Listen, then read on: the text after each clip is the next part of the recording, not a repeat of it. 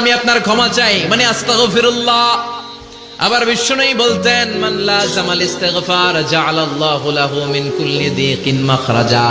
যে ব্যক্তি সব সময় ইস্তেগফারের সাথে লেগে থাকে, তাকে সব সময় বিপদ থেকে মুক্তি দিবে কে? আমাদের জীবনে বিপদ আছে না নাই? কত ধরনের বিপদ। যে কোনো সময় অসুস্থ হয়ে যেতে পারি, যে কোনো সময় দুর্ঘটনার কবলে পড়তে পারি, যে কোনো সময় গুম হয়ে যেতে পারি। কথা কন, এদেশে গুম টুম নাই মনে হয়, ক্রস ফায়ার নাই। কে কোন সময় গুম, কে কোন সময় নাই, কোনো ঠিক নাই। আল্লাহ বিশ্বনবী বললেন, মান লাজিমাল ইস্তিগফার জাআলাল্লাহু লাহু মিন কুল্লি দিকিন মাখরাজা।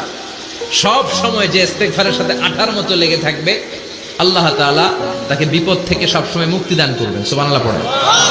2 নম্বরে বিশ্বনবী বললেন, অমিন কুল্লি হাম্মিন ফারাজা। ওই ব্যক্তিকে রব্বুল আলামিন সব ধরনের দুশ্চিন্তা থেকে মুক্তি দিয়ে দিবেন। আমাদের জীবনে দুশ্চিন্তা আছে না নাই? টেনশন নাই কার কার? হাত তুলেন তো, যে হুজুর আমার কোনো টেনশন নাই। আপনার টেনশন নাই, মাশাআল্লাহ। আমার সাথে দেখা করবেন আলোচনার পর।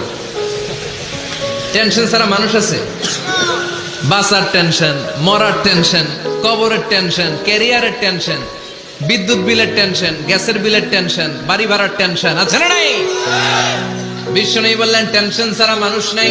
সব সময় আঠার মতো যে ইস্তেগফারের সাথে লেগে থাকবে, তাকে টেনশন